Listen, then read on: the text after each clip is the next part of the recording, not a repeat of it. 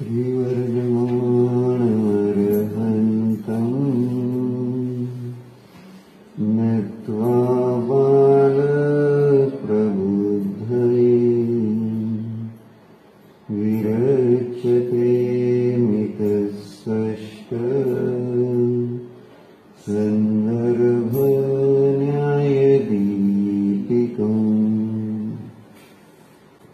प्राकभाव असत म्हणजे उत्पन्न होणाऱ्या पदार्थाच्या आश्रयाने राहू शकणार कसा, अर्थात उत्पन्न होणारा पदार्थ जो आहे तो असत आहे आणि त्यामुळे त्याच्या आश्रयाने प्राकाभाव राहतो असं म्हणणं योग्य नाही। जसा प्राकाभाव असत पदार्थाच्या आधाराने राहत नाही तसे आपले वर्तमानातले विकल्प ते देखील असत म्हणजे भूत आणि भविष्य विषयांच्या आश्रयाने कसं राहणार, म्हणून आपण हे थोडं जीवनात उपयोग बघत होतो। बरोबर, तर चर्चा सुरू होती ते सामायिक करताना सामायिकाचं स्वरूप सांगत होते। मग समय एक आत्मा आहे आणि समय हा काळ पण आहे, तर आत्म्यामध्ये राहणं हा हेच खरं सामायिक आणि विषयाच्या अपेक्षेने आत्माच हा सामायिकाचा विषय आहे आणि तो ध्रुव आहे, नित्य आहे, शाश्वत आहे। पण त्या ध्रुव नित्य शाश्वत विषयाला जाणण्याचं साधन भूत नाही आणि भविष्य नाही। भूतकाळातला पर्याय निघून गेला, त्याद्वारे आत्मा ज्ञानाचा ज्ञेय बनणार नाही किंवा बनला म्हणजे भूतकाळाच्या पर्यायाद्वारे होणार नाहीच ती पर्याय, आणि भविष्यकाळाच्या पर्यायाद्वारे पण आत्मा ज्ञानाचा ज्ञेय बनणार नाही, कारण वर्तमानामध्ये भूत भविष्य दोन्ही पर्याय नाही। मग आत्म्यामध्ये कोणत्या काळाद्वारे प्रवेश केला जातो, तर आत्म्यामध्ये प्रवेश करण्याचं द्वार वर्तमान आहे, ही आपली चर्चा चालली। आणि वर्तमानामध्ये जो आपला उपयोग इंद्रियातून काढून आणि इंद्रियाच्या विषयातून काढून आत्म्यामध्ये लावतो,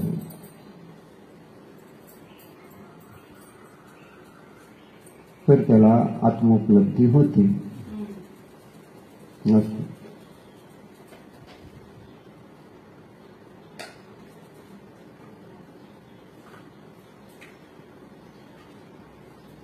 तसं बघितलं तर इंद्रिय देखील वर्तमानातलाच पदार्थ जाणण्याची योग्यता ठेवतात। इंद्रिय ज्ञान भूतकाळातला आणि भविष्यकाळातले पदार्थ जाणू शकत नाही। जसं डोळ्याने भूतकाळातली वस्तू दिसणार नाही, भविष्यकाळातली वस्तू डोळ्याने दिसणार नाही। कानाने भूतकाळातले शब्द भविष्यकाळातले शब्द प्रतीला येत नाही। जसं गंध नाकाने भूतकाळातला गंध भविष्यकाळातला गंध नाकाने ग्रहण होणार नाही, जिभेच्याद्वारे भूतकाळातला रस भविष्यकाळातला रस ग्रहण होणार नाही। स्पर्श इंद्रियाचं पण तसंच आहे, म्हणजे इंद्रिय ज्ञानाची प्रवृत्ती जी आहे ती वर्तमानामध्येच होऊ शकते, वर्तमानातील विषयांमध्ये।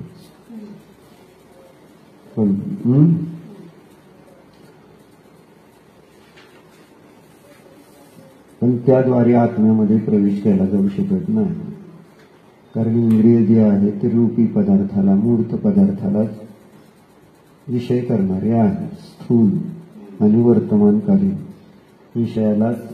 विषयांमध्येच इंद्रिय ज्ञानाची प्रवृत्ती होऊ शकते। मनच मात्र जे आहे ते भूत आणि भविष्यामध्ये फिरणारं असतं, वर्तमानामध्ये मन फार कमी थांबतं। आणि म्हणून मी तर सांगितलं की मनाचं कार्य जे आहे ते भूत आणि भविष्यातील विषयांचा विचार करणं, त्यावर आपण काल विचार केला। मनाची अनेक कार्य आहेत. ध्यानाच्या वेळेस मनाचं अवलंबन सुटलेलं आहे हे जाणण्याचा उपाय काय आहे ही चर्चा आपण काल करत होतो. कारण ध्यानाच्या काळात मनाचा सद्भाव राहील तर सम्यक दर्शन होणार नाही, शुद्ध आत्म्याचा अनुभव होणार नाही.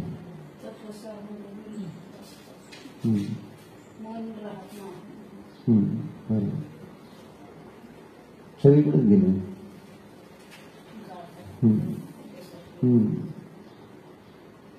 शुद्ध आत्मा मनाचा विषय नाही. मनाने जाणलं तर शुद्ध आत्मा पण अशुद्ध रूपानेच अनुभवायला येतो. स्मरण, प्रत्यविज्ञान, तर्क, अनुमान आणि अंतर्जल्प हे मनाचे विषय आहेत.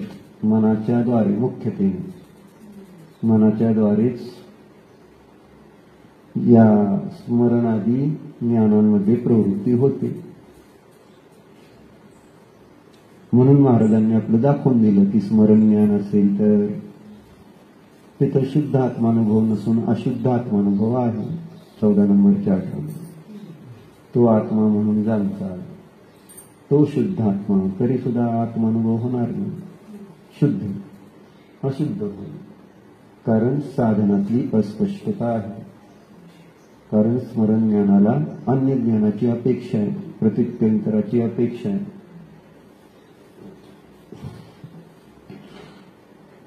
जिथं ज्ञानाला पराची अपेक्षा असते तिथं ते ज्ञान विषयाला स्पष्ट जाणत नाही. असं आहे. म्हणजे त्यावेळेस त्या ज्ञानामध्ये अस्पष्टता आहे. प्रत्यक्ष ज्ञानात आणि स्मरण ज्ञानामध्ये फरक आहे. प्रत्यक्षाने आपण जी वस्तू जाणतो आणि स्मरण ज्ञानाने जाणतो त्यावेळेस आपल्याला दिसतंय, हे आपल्यालाच कळतं. जे इंद्रिय प्रत्यक्षाने जाणत असताना येणाऱ्या त्या विषयाची प्रतीती आणि स्मरण ज्ञानाने त्याच विषयाला जाणताना येणारा जो भाव त्याच्यात अंतर पडतं, अस्पष्टता राहते. म्हणून आत्मा जरी शुद्ध असेल, विषय जरी शुद्ध असेल, परंतु त्याच्यासाठी वापरलं जाणारं साधन जर अशुद्ध असेल तर फळ अशुद्धचा अनुभव होतो आहे. असं आहे. म्हणून महाराजांनी स्पष्टता विषयाची साधनाची पण सांगितली.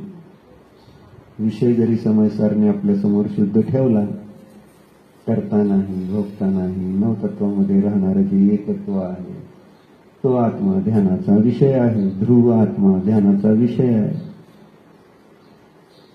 मग विषय बरोबर आहे, परंतु साधन पण चुकीचं जर असेल तर विषय बरोबर असून सुद्धा फळ चुकीचं येतं. म्हणून विषयाबरोबर साधनाची पण स्पष्टता असणं, शुद्धता असणं गरजेचं आहे. तरच फळ शुद्ध आहे. शुद्ध विषय, शुद्ध साधन, शुद्ध फळ असं आहे.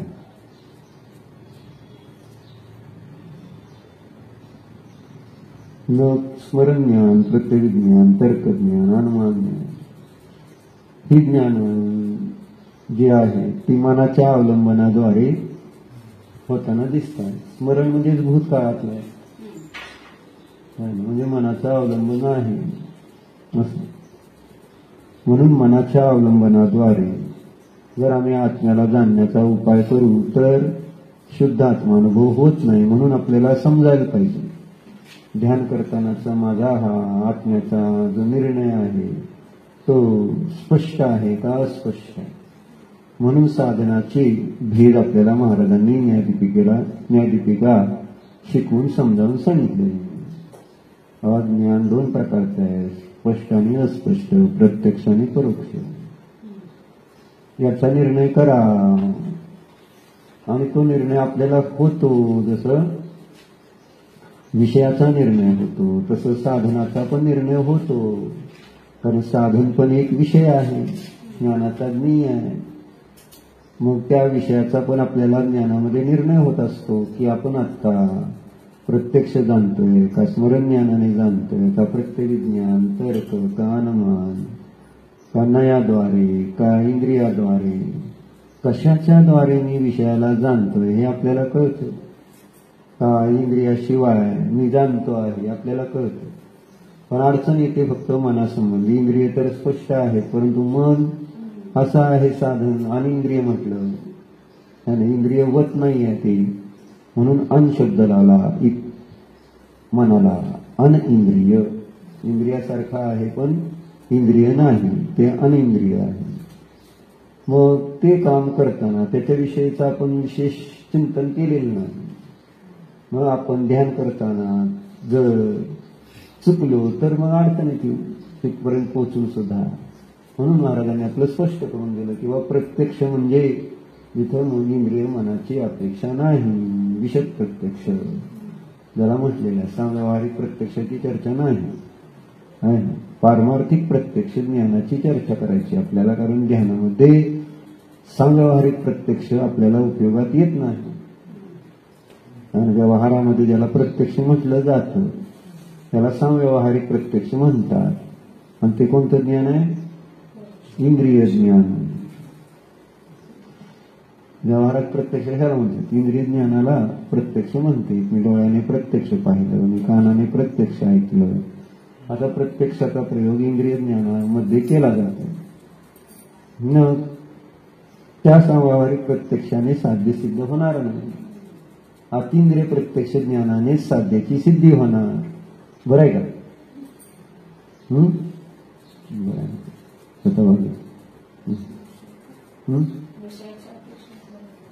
नाही म्हणजे चक्कर येते का असं विचारतो विषयच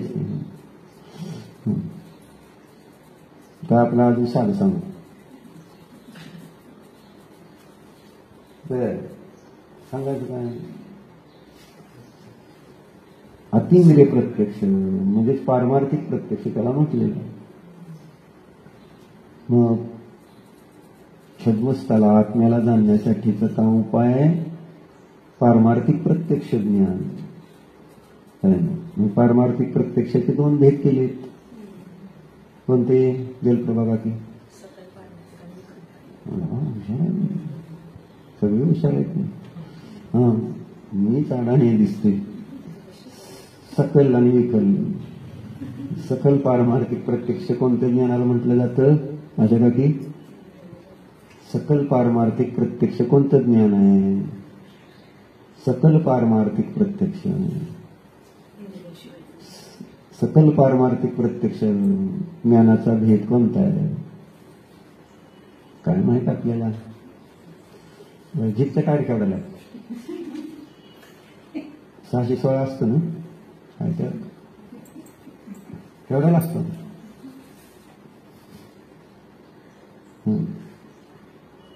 सकल पारमार्थिक प्रत्यक्षाचा भेद कोणता आहे? केवळ ज्ञान. हे सकल आहे ना, सगळ्याला जाणतं म्हणून सकल. शब्दावरच कळायला पाहिजे का नको? आणि विचार करायचा नाही म्हटल्यावर कसं? सकल पारमार्थिक फिरायला जायचंय, सकल पारमार्थिक प्रत्यक्ष तर केवळ ज्ञान म्हणजे आपल्याला नेलं नाही ना म्हणून वाटत आहे. त्याचं ती एकटे गेली. आणि विकल्प पारमार्थिक प्रत्यक्ष कोणता आहे? विकल्प पारमार्थिक प्रत्यक्ष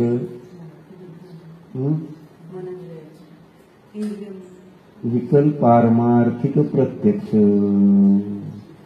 विकल्प पारमार्थिक प्रत्यक्ष समव्यावहारिक प्रत्यक्षाचा भेद विचारला मी. अजून एकानेच भेद केले. पारमार्थिक प्रत्यक्षाचे भेद केले. आणि पारमार्थिक प्रत्यक्ष हे अतींद्रिय असतं. इंद्रिय मनाची अपेक्षा नसते, त्याला पारमार्थिक प्रत्यक्ष म्हणतात. मग त्या पारमार्थिक प्रत्यक्षाचे किती भेद आहेत अनुजाताई? विकल्पचे हा अवधी ज्ञान आणि दोनच भेद आहेत का? हा बरोबर. पिकावा सांगा. तर नाही तर काय नाही का अवधी मनोपरिज्ञानाचा आपल्याला काय उपयोग आहे? जरी ते अतींद्रिय असेल पण त्याचा विषय काय? अवधी मनोपरिज्ञानाचा विषय काय असतो? रूपी पदार्थ असतो. द्रव्य क्षेत्र काल भाव काय? काय पण प्रश्न काय म्हणून काय उपयोग आहे तुझा? रूपी विषय एवढंच, आपल्याला एवढं पुढची विद्वत्ता मला माहित नव्हतं काय विषयातून. तर रूपीला जाणतं म्हणून अवधी मन पर्याय ज्ञानाचा आपल्यासाठी म्हणजे धर्मासाठी काही उपयोग होणार नाही. म्हणजे सम्यक तो प्रगट करण्यासाठी, मोक्ष मार्ग प्रगट करण्यासाठी माझ्यासाठी ते साधन नाही. माझ्यासाठी साधन कोणतं आहे तर मती ज्ञान आणि श्रुत ज्ञान. मग ते कोणतं तर एक देशातींद्रिय प्रत्यक्ष मती ज्ञान आणि एक देशातींद्रिय श्रुत ज्ञान. त्यालाच महाराजांनी 7 नंबर चार्टमध्ये आपाच हा संकेत दिलेला आहे. संकेत आहे तो. शास्त्रात शोधायला आपाच तर सापडायचा नाही. लोक बोलत बसतील आपाच कुठं आहे. द्वारे पण आत्मानुभव होतो, म्हणजे मती ज्ञानात आणि श्रुत ज्ञानात पण होतो. त्याचे एक देश विकल्प प्रत्यक्षाचे 2 परत घेतले. विकल्प पारमार्थी प्रत्यक्षाचे 2 घेतले असं म्हटलं. 2च म्हटलं म्हणतात. विकल्प पारमार्थिक प्रत्यक्षाचे 2 व्यक्ती. आपाच झाली ना. आपाच हा विकल्प पारमार्थिक प्रत्यक्षाचा भेद आहे. पण त्याच्यामध्ये मती ज्ञान, श्रुत ज्ञान, अवधी ज्ञान, मनपर्याय ज्ञान 4 भेद असं म्हणता येईल. तर आपातचं जे मतिश्रुत आहे तिथं इंद्रिय मनाची अपेक्षा नाही. बरोबर. मग असं ते इंद्रिय आणि मनाशिवाय जाणणारं ज्ञान आणि आत्म्याला जाणणारं ज्ञान जे आहे तेच आपल्या फळाला उत्पन्न करणारं आहे. असं म्हणून ध्यानासाठी विषयाबरोबर साधनाची पण माहिती पाहिजे. म्हणून ध्यान करताना माझा विषय बरोबर आहे, मग माझं साधन बरोबर आहे का नाही याचा पण निर्णय मला पाहिजे. म्हणजे ध्यान करताना म्हणण्यापेक्षा ध्यान करायच्या अगोदर या निर्णय करून बसायचं. आणि ध्यान मला बसल्यानंतर सुद्धा तिथं पण निर्णय पाहिजे निजध्रुव शुद्धात्म्याचा. निज शुद्धात्म्याला अतींद्रिय प्रत्यक्ष ज्ञानाने जाणण्याचा निर्णय पाहिजे. आणि निज शुद्धात्म्याला अतींद्रिय प्रत्यक्ष ज्ञानाने जाणून जे अतींद्रिय आनंद फळ आहे त्याचाही निर्णय पाहिजे. तर ते तुमचं ध्यान सत्सत आहे, सम्यक आहे. नाहीतर मला काय माहिती नाही असं म्हटलं तर चालणार नाही. निर्विकल्पानुभूतीमध्ये भलेही तिथं हा विकल्प नाही आहे ना. हे कोणता आहे, हे विषय आहे, हे साधन, असा भेदरूप विकल्प नाही. विकल्प नाही पण निर्णय सगळ्याचा आहे.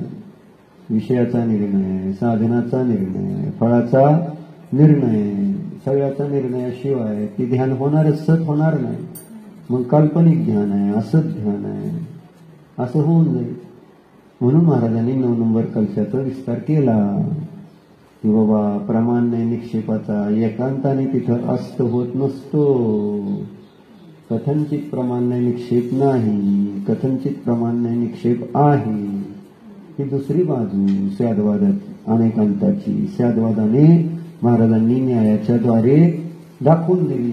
नाहीतर सगळे आपलं काय नाही काय नाही म्हणजे शेवटी जाऊन जसे अन्य लोक ध्यानामध्ये शून्यता प्रगट करण्याचा प्रयत्न करतात तसे आम्ही सुद्धा ध्यान म्हणजे शून्यता असंच दुसऱ्या बाजूने त्यांनी असं सांगितलं काय आणि आपण असा हात फिरवून तेच सांगितलं तर दोघांचंही चुकलेलं असणार आहे ना. म्हणून विषय साधन आणि फळाचा निर्णय बरोबर पाहिजे. म्हणून इथं ध्यानाचे विषय इंद्रियांचे विषय नसतात, म्हणजे परद्रव्य नसतात. ध्यानाचा विषय परभाव नसतो आहे ना. ध्यानाचा विषय स्वभाव पर्याय पण नसतो. स्वभाव पर्याय म्हटलं ना म्हणजे केवळ ज्ञान पर्याय, एकदेश शुद्ध पर्याय, पूर्ण शुद्ध पर्याय ज्या आहेत, अशुद्ध पर्याय आहे, हे ध्यानाचे विषय नाही. एक मात्र निजध्रुव शुद्ध आत्मा ध्यानाचा विषय असतो. त्याच्यावर पण ठाम झालं पाहिजे. पण आगम भाषेवाली तिथं पण मग म्हणते काय असं काय नाही आत्माचं फार आत्मा आत्मा का करताय. आत्ता वर्तमानामध्ये असं अडचण झाली की काही लोकांनी कोणता पक्ष घेतलाय, काही लोकांनी कोणता पक्ष घेतलाय, आणि त्यामुळं मग एकमेकाचं फक्त निराकरण केलं जातं आगम आणि अध्यात्म. परंतु अध्यात्म भाषा जेव्हा आत्म्यासंबंधी वर्णन करायला लागली तर आगम भाषावाल्यांना थोडंसं अलर्जी, थोडा द्वेष. आत्मा काय, आत्मा जाणायला पाहिजे काय नसतं, पण फक्त जाणायचं एवढंच म्हणत असतं त्यांना. कुठल्याही विषयाला केवळ जाणणं, त्यामुळे सम्यक्त होतं, परिणामाची विशुद्धी झाली सम्यक्त होतं, कर्माचा क्षयक्षम झाला सम्यक्त होतं, असं देवशास्त्र विरुद्ध श्रद्धान केलं सम्यक्त होतं, संयम पाळा सम्यक्त होतं. असं सम्यक्ताचे आगम भाषावाली काय करतात, है ना, म्हणजे एकांत करतात जेवढं आपलं असंच. आणि मग कोणी आत्म्याची चर्चा काढली की मग त्याला म्हणते तुम्ही निश्चय भाषेने आत्म्याची चर्चाच करायची नाही का. म्हणजे कुंद आचार्य करते म्हटल्यावर कुंद आचार्यच निश्चय दृष्टी का. कुंद आचार्यांचं वर्णन कोणी एका पंडितांनी विशेष विस्ताराने केलं म्हणून ते सगळ्यासाठीच बॅन झाल्यासारखं झालं. म्हणजे कुणीच ते वाचू नका म्हणून का तर त्या पंडितांनी वाचला नाही. पंडितांनी वाचलेला ग्रंथ कोणी वाचायला नाही. पंडितांनी वाचला म्हणून पाप लागले. त्याचा निषेध त्या कोणातून केला जातो. सगळे कोण आहेत असं. मग सांगायचं हेच होतं त्याच्यासाठी की काय सांगतो मी कोणताही विषय केल्यामुळं आपल्याला ध्यान होतं असं म्हटलं जातं. श्रेणीमध्ये सांगते, मग श्रेणीमध्ये तर आत्मा कुठं असतो, अर्थसंक्रांती नाही का. पहिलं ध्यान कोणतं शिकलं, पृथक्त्व वितर्क काय विषय बदलतो असं सांगितलं. संक्रांती येते म्हणजे अर्थ संक्रांती आहे, व्यंजन संक्रांती आहे, योग संक्रांती आहे, बस तीन सांगितली मला येतील ती. मी सांगायचं अर्थ आपल्याला हे काय, अर्थ म्हणजे विषय, आणि त्या शुक्ल ध्यानात विषय बदलतो. कुठं आत्मा राहील, तुम्ही आत्म्याची उगत लावली असं म्हणलं जातं. मग आगम भाषा वर्णन करताना कशी करते, कर्णाने वर्णन करताना कसा करतो, त्याचं वर्णनाची सिस्टीम पद्धती समजून घ्या. तिथं गौण मुख्य नसतं काही सुद्धा, तिथं जे जसं आहे तेवढं जसं सगळं निरीक्षण आहे ना, ते सगळं सांगणार ते. म्हणजे ज्यावेळेस तिथं पृथक्त्व वितर्क ध्यान करतो त्यावेळेस आत्म्याचं ध्यान नसतं का, असा प्रश्न आहे मला. म्हणजे अर्थ संक्रांती व्यंजन संक्रांती होती म्हणजे शास्त्रात आत्म्याचं ध्यान करूनच जावं मुख्य, म्हणजे शुक्ल ध्यान वगैरेची चर्चा घेते, मग ते चुकीचं आहे का. मग आता अभिप्राय काय, म्हणजे तिथं बुद्धी अबुद्धीपूर्वक भेद आहे. कारण मन राहिलेलं आहे, मन कितव्या गुणस्थानापर्यंत काम करते,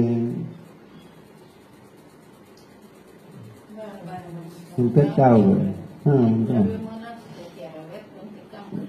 मग आता त्याचं काय करायचं आपल्याला काम कोणत्यापर्यंत करतं हे विचारलं, कुठं काम करत नाही ते सांगायचं काय कारण. मला माहित नाही त्यांना द्रव्य मन असतं, त्यांना काम करतं का नाही. कसे पाहुणे करतात का नसतो. म्हणजे मला असं कधी बाईक असं केल्यानंतर मला त्या नवऱ्यांची ही होती कसे सहन करत असते असं.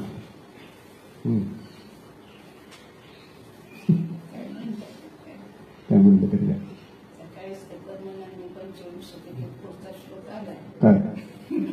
या सगळ्या पर्याय नट म्हणजे काय नायकासारखे आहे.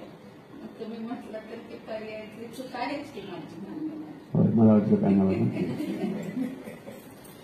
साहित्य. हा तर सुधारायची का चूक आहे मानायचं फक्त. नाही असं काही नियम नाही. मान्य करणार म्हणून सुधारणार असं पेट सुधारायलाच लागेल तरच मोक्ष मिळेल. तर असं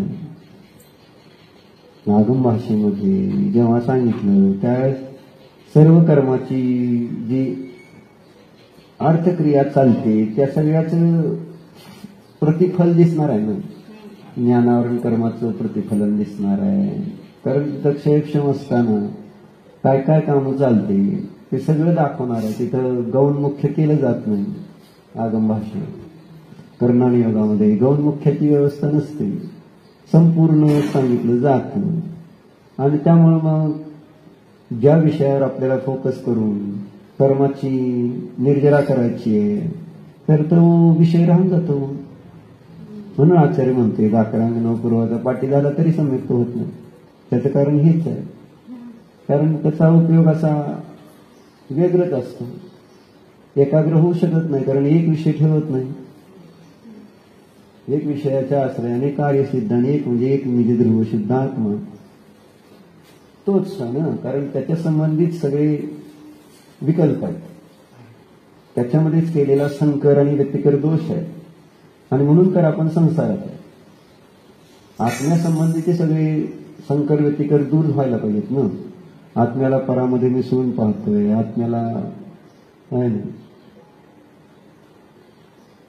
अन्य विषय रूपाने पाहतोय. सर्व विषय आत्म्यामध्ये आणि आत्म्याला अन्य अन्य विषय असं ते संकर आणि व्यतिकर दोष आहेत. मग हे आत्म्यासंबंधीच आहेत ना. अहंकार ममकार कुठं होतं? आत्म्यातच होते. आत्म्यासंबंधीच आहे. म्हणून आत्म्याला शुद्ध करण्यासाठी ह्या सगळ्यापासून वेगळं करावं लागेल ना. आणि हा आत्मा त्याचा उपयोग त्याच्यामध्ये स्थिरता मग नाहीतर मग बाकीच्या विषयामध्ये आता पुस्तक घेतलं बघत बसलं नुसतं मग होईल काय? श्रेणी आरूढ होईल काय?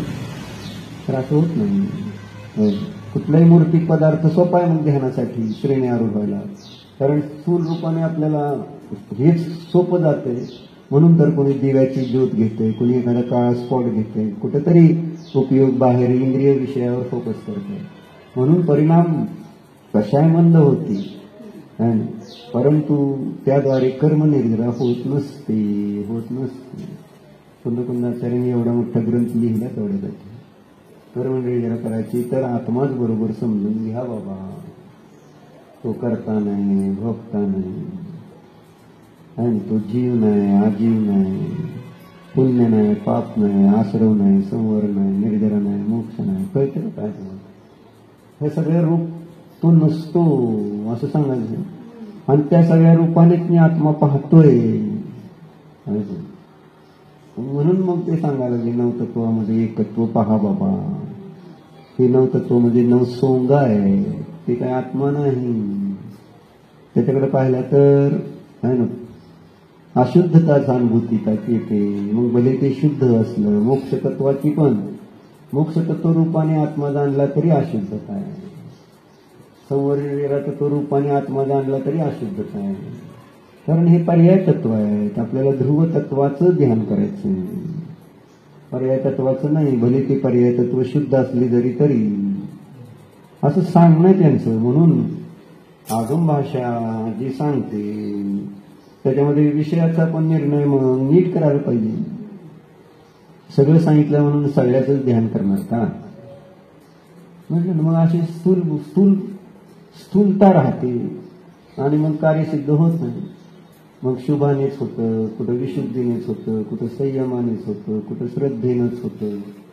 व्यवहार श्रद्धेने असं मानलं जातं. मग त्याच्यातच उपयोग लावते. ठीक आहे. हे साध्य सिद्धी आज नाही झाली उद्या होईल. त्यांची झाली तर गॅरंटी नाही. त्याचे पुण्य बंद होणार आहे. त्यांना अनुकूलता मिळेल कदाचित, पण उपयोग त्या अनुकूलतेचा धर्मासाठी करेल असं पुढे सांगता येत नाही. आज मुनी झाला आणि काय केलं? पुण्य बंद केला आणि उद्या अनुकूलता मिळाली स्वर्गात गेला म्हणून परत धर्मच करेल असं. आज आपल्याला धर्म करण्याचा क्षयक्षम झालाय ना. चारित्र मोह मंद झालाय, दर्शन मोह मंद झालाय आहे ना. हे सगळं मंदता आहे. साताचा उदय आहे. अशी नामकर्माची अनुकूलता आहे. असे बरंच पुण्याचा आपल्याला संचय म्हणून आपण आज धर्मामध्ये आहे. उद्या ही सगळी अनुकूलता असेल त्यावेळेस धर्म असेल असं काय नाही. प्रत्येक वेळेस आपल्याला तसा क्षेत्रक्षम योग्यता अशी सगळं समजून घेण्याची पण योग्यता लागते. अभ्यास करून परत पुढच्या भावात सगळं विसरून जातो, परत विषय भोगामध्ये रमतो. प्रत्येक वेळेस असं आपल्याला सगळं विषयाला समजून बरोबर सम्यक्त्वाचा निर्णय करण्यासाठी प्रयोग पद्धती असं होईल असं काय नाही. म्हणून व्यवहार मोक्ष मार्गी स्थितानाम मोक्ष भवती न भवती असं म्हणतील आचार्य. व्यवहार मोक्ष मार्गामध्ये स्थित असणाऱ्याला मोक्ष होतंय किंवा नाही होणार. म्हणून विषयाचा निर्णय व्यवस्थित पाहिजे आणि तसं साधनाचा निर्णय. म्हणून ध्यानाला बसल्यानंतर आपल्याला कळलं पाहिजे की आता मन राहिलेलं नाही. हा जो ध्यानामध्ये मी जाणतो आहे तो विषय मी मनाच्या द्वारे नाही जाणत. इंद्रियाचं काम तर बंद केलं तुम्ही अगोदर. डोळे नाक कानाचा उपयोग बंद झाला ना ध्यानाला बसल्यानंतर. आता राहिलंय मनच राहिलंय ना, पण तेच तर बाजूला करायचंय तोपर्यंत आपल्याला ध्यान लागत नाही ना. मग आपण मन संपलं हे कसं निर्णय करणार. यासाठी ही चर्चा चालली. म्हणून त्यांनी सांगितलं मन हा मनाचं काय, मन कशाचा हिस्सा आहे ना, भूत आणि भविष्य हा मनाचा हिस्सा आहे असं सांगितलं नाही का. हे मनाचं काम आहे, भूत भविष्यातल्या विषयाचा विचार. म्हणजे आपल्याला समजेल ध्यान करताना मी कुठं आहे, मन चालू आहे का बंद पडलंय. व्यवहाराने हा विचार आहे. निश्चयाने तर मी बाकी सगळं सोडलं आणि आत्म्यामध्ये उपयोग केंद्रित केला आणि प्रत्यक्ष प्रमाण ज्ञानाचा निर्णय आहे माझ्याजवळ, तेव्हा तिथं ते तर पॉझिटिव्ह सांगितलं. निगेटिव्ह असती नसती भाव दोन्ही समजून घे, नाहीतर दोषाला गुण मानलं तर अडचण नाही. म्हणून मनाचं कार्य पण व्यवस्थित समजून घेतलं पाहिजे. आंतर्जल्प राहिले तर नाही होत. 12 भावनेचं चिंतन काही गाथा पाठ करत राहिला जर ध्यानाच्या काळात सामायिकामध्ये तर नाही. म्हणून आचार्यांनी तिथं 20-21 गाथेमध्ये 3 काळासंबंधी 3 प्रकारचा परिग्रह निर्विकल्प समाधीस्थ जीवाचा अपेक्षा पण सांगितलं की नाही. निर्विकल्प समाधीस्थ जो आहे त्याच्या अपेक्षेने सचित्त परिग्रह कोणता सांगितला आहे. सचित्त परिग्रह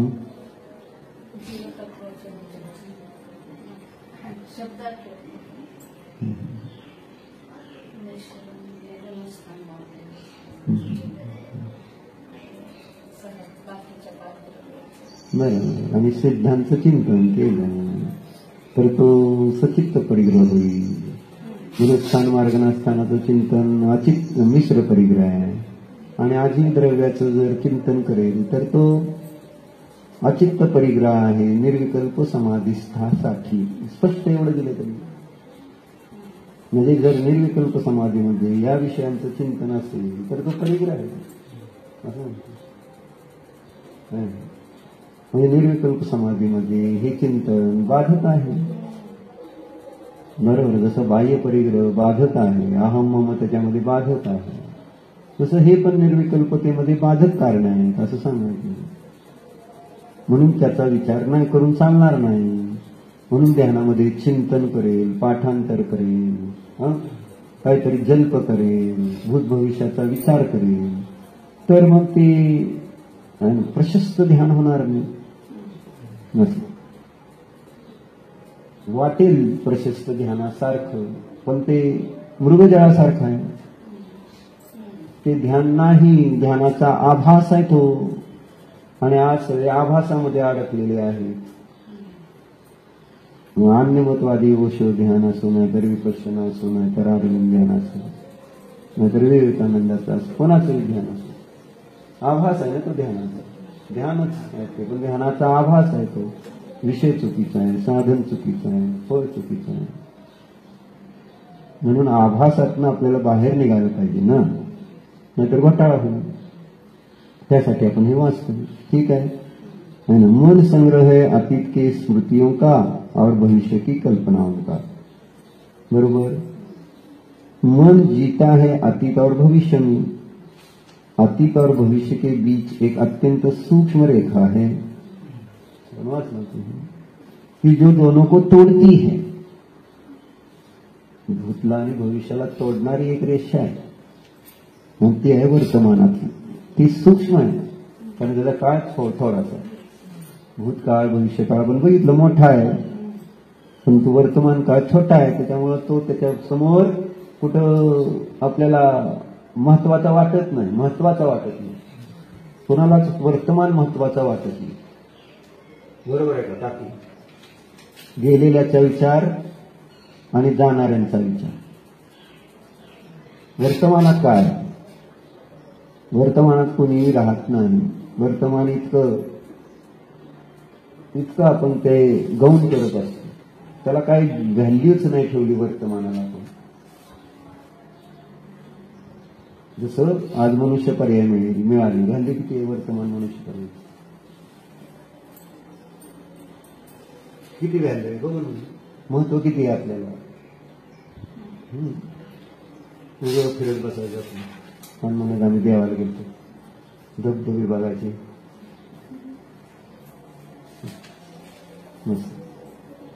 म्हणजे सांगायचं असं,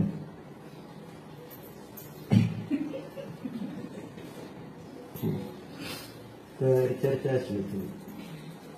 वर्तमान आपण विसरून चाललोय, वर्तमान विसरून चाललोय. आणि वर्तमान जर लक्षात गेला तर तो भोगात घालवतो. ज्याला वर्तमान पकडला तो चारवाकासारखा होऊन जातो. त्या आता नाही भोगायचं का भोगायचं. हे वर्तमानाला घाण पद्धतीने भोगतो त्याला म्हणायचं. हे वर्तमान जो काही ज्याला त्याला पकडीत आला, नको म्हणतो भूत भविष्याचा विचार, जसं मृत्यू ज्याला कळाला है ना, डॉक्टरने सांगितलं मरणार आहे, मग आता तो वर्तमान कसा घालवतो? चांगल्या पद्धतीने घालवायचा प्रयत्न करणार आहे ना. जसे फॉरेनचे लोक कशात घालवतील वर्तमान, ते वर्तमानात जगतेच की. म्हणून शनिवार रविवार मजा करायची. इंद्रिय विषय भोग सोडून दुसरा आनंद कुठला आहे असं त्यांना कळतच नाही ना, आणि त्यामुळे त्याच्यामध्ये आपला वेळ घालवतो. हे वर्तमान थोडाफार कळला तरी त्याचा त्या ठिकाणी दुरुपयोग होतो. आणि प्रायः वर्तमानामध्ये कोणाला जगायचंच नसतं, कारण वर्तमान हा विषयच होत नाही ज्ञानाचा, असं म्हणतो. अतीत और भविष्य की एक अत्यंत सूक्ष्म रेखा है जो दोनों को तोड़ती है, उसका नाम है वर्तमान. वर्तमान में रहने के लिए उपयोग सूक्ष्म और शांत होना चाहिए. सतत वर्तमानामध्ये राहण्यासाठी उपयोगाला सूक्ष्म करावं लागतं आणि शांत पाहिजे चित्त. जरा सा भी कंपन हुआ तो चूक जाओगे. वर्तमान चुकणार, थोडस जरी हालचाल झाली वर्तमान सापडणार नाही, वर्तमान हातात येत नाही. कारण आपण बघितलं वर्तमानाला बघस्तोपर्यंत वर्तमान निघून जातं. वर्तमानाला बघस्तोपर्यंत आपण वर्तमान बघतो म्हटलं तर नाही, वर्तमान बघायचं नाही. तुम्ही आत्मा बघा, वर्तमान पकडते. पण तुम्ही आत्मा न बघता बाकी सगळं बघता, आत्म्यासंबंधी बाकीच्या गोष्टी बघता, त्यामुळे तो वर्तमान पकडे देत नाही असं त्यांना सांगितलं. बरोबर आहे. जरासा भी कंपन हुआ तो वो चूक जाओगे. जराशी हाल तर वर्तमान सुखतो. शांत शुद्ध चेतना ही वर्तमान में रहती है. वर्तमानामध्ये राहतं काय तर शांत शुद्ध चेतना हीच ती वर्तमानामध्ये राहणारी गोष्ट आहे. वर्तमान में रहा उपयोग सरलता से आत्मा में प्रवेश कर लेता है. कारण आता त्याच्यासाठी विषय बाकी काय राहिले नाही, त्यामुळे आत्म्यामध्ये प्रवेश करण्यासाठी सुगमता. पक्षाला बसायला दुसरं स्थान नाही. त्या भर समुद्रामध्ये एक नाव, ते नाव सोडून इकडे तिकडे भटकला तर शेवटी बसणार कुठे? थकल्यानंतर बसायचं स्थान तेच आहे. तसं इथं म्हणते तर वर्तमान में जर उपयोग राहिला तर तो सहजतेने आत्म्यामध्ये प्रवेश करेल, कारण त्याला दुसरा विषय नाही राहिला, भूत भविष्य नाही राहिले अशा अपेक्षा. वर्तमान का द्वार ही आत्मा में प्रवेश करने का द्वार है. बरोबर. वर्तमान म्हणजे याच्यावर थोडासा विचार करू शकतो ध्यानात, म्हणून म्हटलं. म्हणजे आपल्याला थोडंसं भूत भविष्याचे विचार कमी होतील. एक व्यावहारिक उपाय आहे, त्याला धर्म समजतात तुम्ही. नाहीतर वर्तमान शोधत बसाल आत्मा शोधायच्या ऐवजी. जेव्हा आपल्याकडे विकल्प येतील भूत भविष्याचे त्यावेळेस ते तोडण्यासाठी म्हणून या विषयाचं चिंतन करायचं. नाहीतर तुम्ही वर्तमान कुठं आहे डोळे बघून असं जर बघत बसला तर वर्तमान नवं म्हणजे अर्थ नाही. म्हणून शोधायचे काय शोधायचं नाही. शोधायला गेला की विषय ना वर्तमान सापडणार आहे ना आत्मा सापडणार. काय नाही, शांत चित्ताने बसस हेच सांगायचं. ध्यानामध्ये काय करायचं नाही, निर्णय करून बसायचे आणि निर्णय करायला बसायचे. एक निर्णय करून आणि निर्णय करण्यासाठी. म्हणजे अगोदर परोक्ष रूपाने निर्णय करून आगमाद्वारे युक्तीद्वारे परापर गुरुच्या उपदेशाद्वारे निर्णय करून मग ध्यानाला बसा. वस्तू व्यवस्थेचा निर्णय करून मग बसा. कशासाठी? तर निर्णय करण्यासाठी. म्हणजे सम्यक निर्णय, प्रत्यक्ष निर्णय, तो परोक्ष निर्णय झाला. आता त्या विषयाचा प्रत्यक्ष निर्णय करण्यासाठी आता बसा नसतो, होऊन जाईल. म्हणजे बाकीचे सगळे विषय तुम्ही घेणार नाही ध्यानात. ज्या निर्णयासाठी बसलोय त्याच्यासाठी जे बाधक कारण आहेत ते तुम्ही उपयोगामध्ये घेणार नाही. आपोआप विषय आपला आत्मा आपल्याला होऊन त्याची प्रतीती येते. ठीक आहे. बाकी म्हणतो ओम नमः.